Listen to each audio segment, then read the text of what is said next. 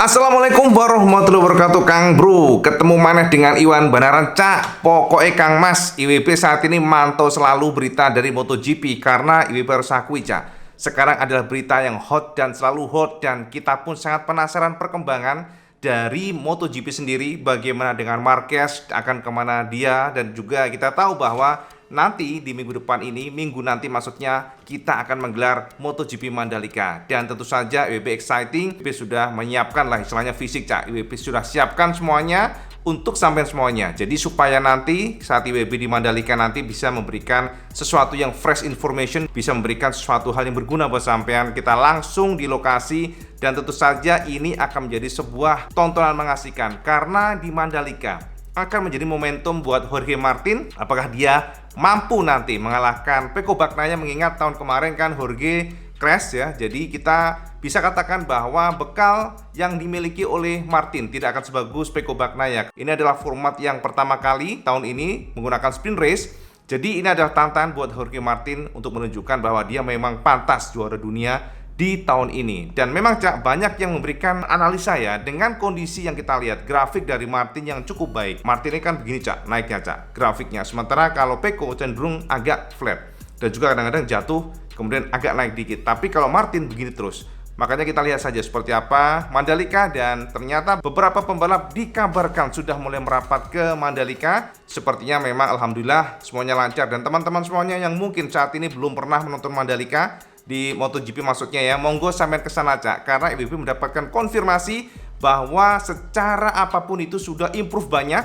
IWB juga kemarin sempat datang ke Mandalika dan memang semuanya sudah berubah total Cak. Dari jalan-jalan depannya yang sudah gede banget, jadi ada 2 jalur. Kalau dulu kan menyempit ya, karena ini adalah tahun pertama yang kemarin maksudnya ya, dan di tahun ini tahun kedua, jadi semuanya improve. Seperti parkirannya juga gede banget sekarang, beton semuanya. Dulu kan masih tanah liat dan IWB sempat terjebak ya kemarinnya di tahun kemarin, sehingga bisnya itu sampai telat Cak. Jadi IWB harus menunggu sampai 5 jaman ya nyampe ke hotel, gila itu. Tapi tahun ini insya Allah sih IWB sangat yakin improve-nya akan sangat signifikan dan pastinya fasilitas semakin bagus. Oke Cak, jadi Kang Mas menjelang race Mandalika, ternyata semua mata melihat Marc Marquez. Tetap Cak, ikonnya Marquez. Teman-teman banyak yang komplain kemarin, Cak IWB kenapa sih Marquez mulu yang dibahas loh. Cak, yang nonton banyak Kang Mas. Artinya memang sampean pun juga penasaran dengan Marquez.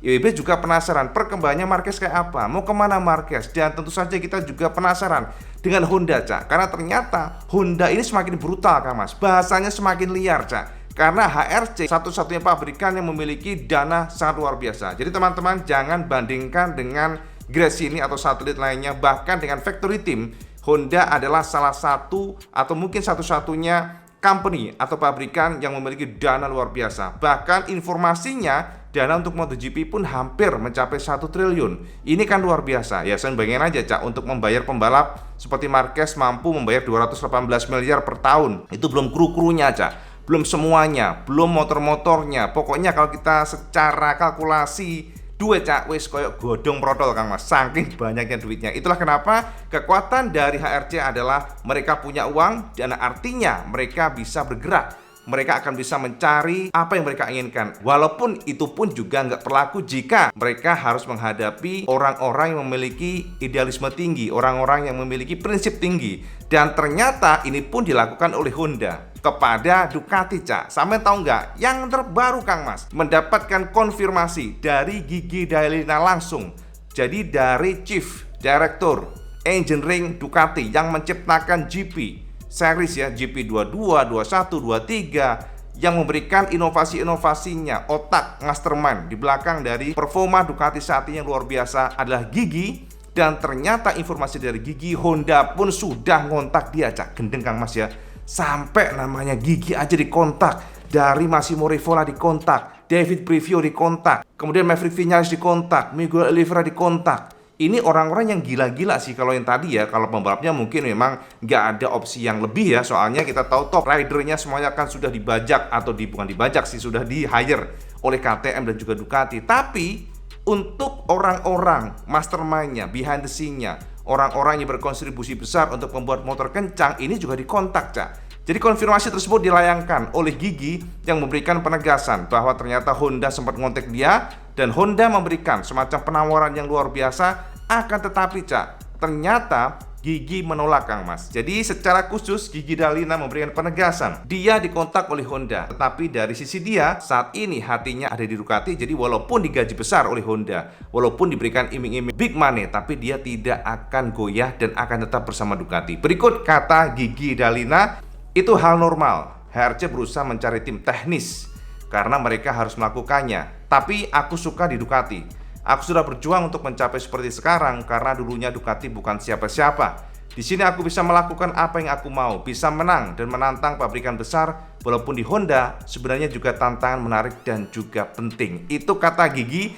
Memang Cak tidak tersirat yang jelas bahwa dia itu menolak mentah-mentah. Akan tetapi secara kata-kata kalimat bisa kita simpulkan demikian. Dan memang Gigi juga memberikan semacam hints atau clue bahwa Honda mengontak dia dan Honda memberikan penawaran cukup besar. Itu informasi dari media-media Italia dan juga Spanyol. Namun ternyata Gigi menolak, dan tentu saja jika seandainya Gigi mau, remuk Cak. Ducati ini menangnya atau kuatnya kan bersama Gigi. Dan Honda saat ini sudah mencoba untuk menaruh Cak rasa egonya. Selama ini Honda atau HRC selalu mengeluh-elukan atau mengandalkan insinyur Jepangnya Cak. Tidak pernah mau mereka melibatkan orang-orang dari luar. Ya, harus orang Jepang. Bahkan informasi yang pernah Wibi dengar ya di sekitar pedok, HRC ini khusus untuk engine-nya RCV itu tidak boleh orang Eropa yang megang. Jadi RC ini khusus engine-nya disegel total pada saat homologasi ya pastinya. Dan ini pun harus orang-orang Jepang, orang-orang yang memang insinyur Jepang yang dipilih oleh HRC. Dan inilah yang menjadi penegas bahwa Honda saat ini adalah pabrikan yang sudah mencoba meletakkan egonya setelah mereka benar-benar ya kita katakan ditampar kiri kanan, benar-benar dihantam kiri kanan, dan mereka no option untuk itu karena saat ini memang motor mereka inferior dibandingkan dengan para pabrikan Eropa. Dan sekali lagi Cak, selama ini orang-orang Eropa atau engineering atau insinyur Eropa hanya diberikan semacam akses untuk kulitnya saja. Sementara untuk engine-nya, sekali lagi dapur pacu, internalnya, komponen dalamnya semuanya adalah orang Jepang. Dan jika sampai Honda ngontek Gigi, berarti mereka sudah mengakui dong orang-orang Eropa, engineering Eropa memiliki kelebihan dari pandangan orang Jepangnya sendiri atau HRC sendiri. Ya, itu update IWB yang pertama dengan hasil di mana HRC sudah mulai brutal dan liar sampai ngontak Gigi Dalina. Jadi itu ya Cak yang pertama. Yang kedua Kang Mas, nah ini mengenai Marc Marquez Kang Mas. Jadi ini menarik sekali ya, karena IWB juga cukup penasaran sebenarnya dengan status kontrak dari Marquez ini. Dan sampai Ducati menolak mentah-mentah Marquez membawa Santi Hernandez yang notabene adalah orang yang luar biasa, selalu membantu Marquez, orang yang betul-betul tahu apa keinginan Marquez. Santi ini sudah bergabung dengan Marquez di tahun 2012, membantu Marquez di Moto2, bahkan di MotoGP pun meraih prestasi luar biasa kan. Tetapi di 2024 sampai rela ya Marquez ini meninggalkan Santi, dan Santi ditolak oleh Ducati. Ini apa? Masalahnya apa? Kok bisa ditolak oleh Ducati? Jadi Cak, kita pasti sudah tahu ya bahwa Marquez ini rumornya memang hanya setahun di Gresini. Itu kan memang belum confirm pula karena Marquez belum mengumumkan secara resmi dia kontraknya bersama Gresini, tinggal kita nunggu aja. Nah, dari sini ternyata ada 3 rumor Cak yang berkembang. Ini menarik sekali ya, makanya WB ingin tekankan di sini bagaimanapun supaya kita tahu tren internal di sekitar pedok atau behind the scene dari MotoGP. Dan ternyata Marquez memang salah satu pembalap yang cukup diwaspadai oleh Ducati. Karena kenapa? Ya suka nggak suka, Marquez adalah pembalap yang dibesarkan oleh HRC, pembalap yang memiliki connection sangat kuat secara batin dengan HRC. Jadi mereka nggak gegabah, sehingga Ducati pun memutuskan dia menolak ya secara apapun itu tim atau kru atau siapapun dibawa oleh Marquez, dan dia harus datang ke Gresini sendiri. Nah ternyata ada 3 alasan Cak yang mengemuka ya kenapa Marquez ini sepertinya memang memiliki agenda misterius di tahun 2025. Yang pertama Cak, yang pertama Marquez bisa saja di tahun 2024 nanti memang fokus sekali untuk menggeber Ducati, fokus sekali untuk benar-benar mengembangkan kekuatannya di Ducati. Passion atau ambisi Marquez adalah langsung kencang, langsung memberikan kemampuannya, ketajamannya, dan langsung menantang sang juara dunia nanti entah Martin atau Pecco. Dan ini adalah ambisi Marquez yang pertama ya. Jadi ambisi Marquez ini menunjukkan, ingin membuktikan bahwa dia masih the best riders in the world. Itu adalah misi pertama. Artinya dia memang betul-betul niat di Ducati, tidak akan kemana-mana, dan arahnya adalah dia mengincar posisi di factory yang sekarang ditempati Enea Bastian ini, yang memang saat ini dengan kondisi dia cedera dan cedera ternyata Begitu luar biasa ngaruhnya ya. Sekarang ini Bastian ini dipandang tidak perform sama sekali. Tapi ya itulah, sekali lagi cedera itu nggak bisa diapa-apain lagi, Cak. Jadi misi Marquez yang pertama, dia akan fokus di Ducati, tetapi dia punya ambisi menang dan juara nanti tahun depan, mengalahkan entah Pecco atau Martin, ataupun mungkin runner up, karena proses adaptasi itu butuh waktu. Maka ambisinya adalah naik ke factory team di Ducati atau di pasukan Borgo.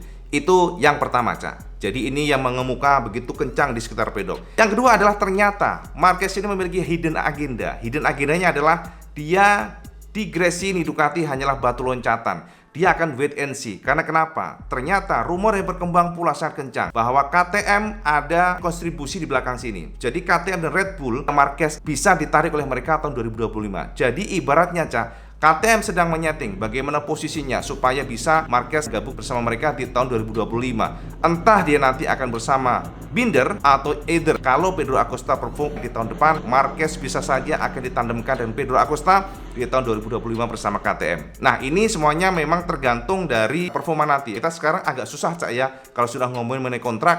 Karena jangankan kontrak yang 2 tahun 3 tahun, kayak Marquez saja yang diikat sampai 4 tahun, bisa tiba-tiba dia memutuskan untuk berhenti dari kontraknya dengan kompensasi atau penalti. Kita belum tahu juga berapa jumlah penaltinya, tapi rumornya memang ada penalti yang sangat besar yang diberikan oleh HRC kepada Marquez. Tapi juga ada rumor yang mengatakan penalti ini dihapus oleh HRC dengan embel-embel nanti poin ketiga. Nah, jadi ya, poin ketiga kita bahas nanti.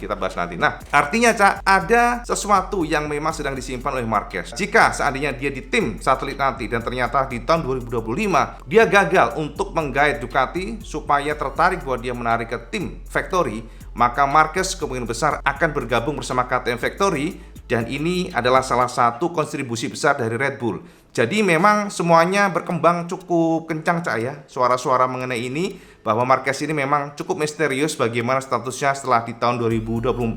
Jadi di musim 2025 pun sudah ada perbincangan yang sangat kuat bahwa Marquez diproyeksikan oleh Red Bull untuk bergabung dengan KTM. Itu yang kedua, Cak. Nah, sekarang yang ketiga apa, Cak? Nah, yang ketiga kembali lagi ke laptop. Kembali lagi kepada yang kemarin yang sudah kita bahas sebelumnya buat sampean semuanya, bahwa diduga Marquez ini memang disewakan atau di loan saja selama 1 tahun ke Gresini oleh HRC. Jadi saat ini HRC pun sedang bergerak, benar-benar bergerilya, Cak. Semua settingan dari tim-timnya itu disetting ulang. Jadi dari timnya, dari kru engineeringnya, dari chief engineeringnya, semuanya lah, semua yang ada di dalam tubuh HRC sedang disetting ulang oleh Honda. Dan ini adalah salah satu request dari Marquez, yang mana dia ingin Honda bangkit tahun depan. Dan jika memang sudah matang betul tahun 2025, dia akan kembali kepada Honda. Nah, ini memang sebuah isu yang sangat sulit diverifikasi, mengingat semuanya berdasarkan analisa untuk posisi pembalapnya. Tapi jangan pernah remehkan terawangan, karena seringkali kita lihat saja terawangan kan banyak akuratnya. Seperti ternyata ya Marquez sudah meninggalkan Honda, dan ini sudah kita cium sebelumnya. Dan juga Marquez indikasinya sudah di Gresini, walaupun secara announcement belum, akan tetapi sudah sangat yakin semuanya Marquez akan ke Gresini, karena IWB juga mendapatkan semacam selentingan dari ring 1. Memang benar demikian, sponsorship untuk Indonesia cukup banyak di Gresini. Itu adalah salah satu sumber yang cukup terpercaya, artinya bahwa memang betul untuk Marquez akan di Gresini. Jadi itu Kang Mas ya. Jadi yang pertama adalah Marquez memang hanya setahun di Gresini dengan ambisi dia akan ke factory Ducati.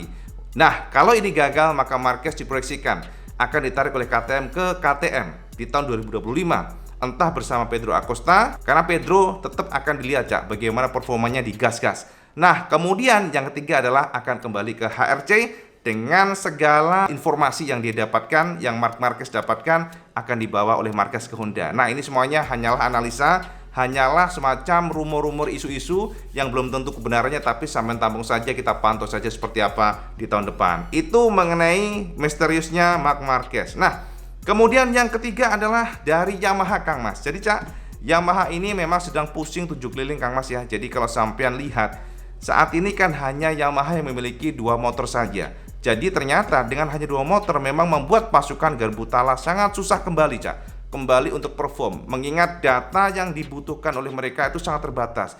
Jadi teman-teman harus tahu bahwa setiap pembalap atau setiap motor yang diturunkan itu ada data. Jadi semakin banyak motor turun di track, maka akan banyak data yang dikumpulkan oleh pabrikan, dan ini sebagai modal untuk pengembangan motornya. Itulah kenapa dianggap Ducati adalah motor yang diuntungkan, banyak data yang mereka kumpulkan. Makanya di tahun 2025 rumornya nanti akan ada aturan dari Dorna yang sedang digodok saat ini, maksimal untuk pabrikan hanya 6 motor.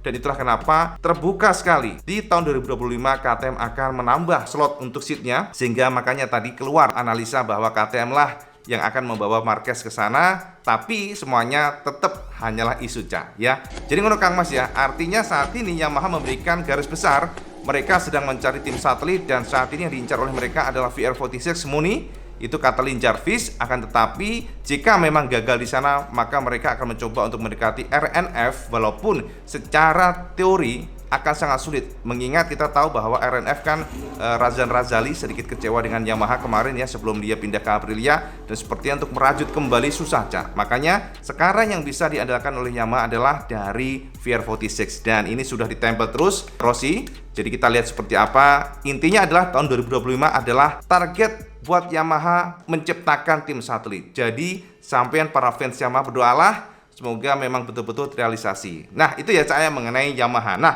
yang kemudian yang paling penting saat ini, mari kita intip seperti apa line up dari MotoGP ya, karena sudah ada bayangannya seperti apa. Inilah line up MotoGP tahun depan dan juga jadwal schedule untuk MotoGP tahun depan. Sampai itu saja video presentasinya berikut ini Cak. Nah Kang Bro, inilah MotoGP line up 2024 untuk sementara Cak ya, dan bisa kita simpulkan secara gamblang di sini. Kita mulai dari awal dulu Kang Mas. Dari kiri dulu Cak di sini. Maka bisa kita konfirmasi untuk Aprilia tahun depan masih mengandalkan Maverick Viñales dan juga Alex Espargaro. Kemudian yang kedua adalah untuk Ducati tim masih Pecco Bagnaia dan juga Enea Bastianini yang masing-masing dikunci oleh Ducati hingga 2024. Nah yang ketiga adalah ini dia Cak, yang paling misterius dan memang masih menunggu konfirmasi dari Marquez adalah line up untuk Gresini Racing. Bisa kita pastikan Fabio Di Giannantonio sudah hilang dan Alex Marquez diduga untuk gambar ini adalah Marc Marquez. Jadi kita tunggu saja pengumuman resmi dari Marquez. Untuk LCR sementara ini akan diperkuat oleh Johann Zarco dan juga Nakagami. Sementara untuk Rins akan memperkuat pasukan Yamaha. Ternyata ada beberapa masukan Paul Crutchlow yang justru sangat berbanding terbalik dengan Quartararo, dan juga ada beberapa poin yang sangat menarik. Kita akan bahas nanti tentang Yamaha. Dan kemudian untuk Muni VR46 yang rumornya ya, sekali lagi Pertamina sedang mendekati mereka, maka tahun depan akan diperkuat tetap sama Bezzecchi dan juga Luca Marini. Nah kemudian untuk, nah ini dia Cak, Pramac ternyata masih Cak, Jorge Martin di sini Cak, tapi Zarco diganti oleh Morbidelli. Adalah salah satu hal yang memang kita tunggu, akan seberapa kencang Morbidelli di atas mesin Ducati Cak. Masih sama Cak, Red Bull KTM mengandalkan line up Binder dan juga Jack Miller tahun depan, sementara Repsol Honda masih misterius dan semuanya menunggu konfirmasi dari HRC. Saat ini Zarco di LCR, tapi bisa saja akan digeser ke Repsol Honda, tergantung nanti seperti apa, kita tunggu saja Cak. Dan nextnya adalah untuk gas-gas, finally Pedro Acosta datang bersama gas-gas di MotoGP, dan ini adalah salah satu usaha KTM yang sangat luar biasa, berusaha keras supaya Pedro Acosta naik kelas dan akan ditandemkan dengan Augusto Fernandez. Lalu nextnya adalah RNF Aprilia masih tetap mengandalkan Oliveira dan juga Raul Fernandez. Jadi kalau kita lihat seperti ini Cak, ini line up tahun 2024 tahun depan. Next kita lihat untuk jadwal MotoGP kalendernya Cak. Nah ini adalah kalender MotoGP yang sudah confirm, dipastikan demikian di tahun 2024 atau tahun depan. Ternyata ada beberapa perubahan di sini kita perhatikan Cak, seperti kalender untuk Mandalika. Mandalika masih akan menggelar pastinya, alhamdulillah Kang Mas ya. Tapi untuk Mandalika tahun depan sedikit digeser lebih awal dibandingkan dengan tahun ini. Yang mana tahun ini digelarnya di tanggal 13 Oktober, akan tetapi tahun depan akan digeser ke September. Ini adalah informasi update untuk jadwal MotoGP 2024. Semoga mencerahkan sampai semuanya, Cak. Nah, piye Kang Mas? Wis jelas ya? Jadi semuanya IWB beberkan mengenai perkembangan dari Honda dan juga Marquez para pembalap tahun depan, termasuk juga schedule jadwal untuk MotoGP, dan ternyata bisa kita pastikan banyak pembalap yang komplain Cak. Schedule atau kalender MotoGP tahun depan yang mencapai 22 kalender, 44 ya berarti kan dari race yang ada, karena kan sprint race dan juga Sunday race, dan ini ternyata menjadi semacam protes dari para pembalapnya termasuk Fabio dan juga Marc Marquez. Karena sekarang ini bisa kita akui bahwa banyak sekali pembalap yang cedera gara-gara terlalu diforsir dari sisi itu, Cak. Makanya untuk kalender saat ini diprotes berat oleh para pembalap, walaupun belum ada respon dari Dorna. Welcome to Mandalika para pembalap MotoGP, termasuk juga IWB ingin nge-share sampean nanti ada rekaman yang sangat khusus. Kita bahas mengenai keanehan suspensi yang pernah di-share oleh Dani Pedrosa, dan ternyata setelah kita amati, IWB amati videonya, ternyata gila, Cak. Baru IWB melek. Sadis Kang Mas. Nanti kita bahas ya tentang Peko Bagnaia suspensi yang pantulannya aneh. Itu kata Dani Pedrosa. Tunggu video berikutnya, kita akan bedah detail seperti apa. Itu aja, Cak, update yang beneran. Dan kalau semua suka video ini, like, share, dan subscribe. Oh, jolali, Cak, sama sholat 5 waktu karena di paling penting. Assalamualaikum warahmatullahi wabarakatuh. Selamat segandos.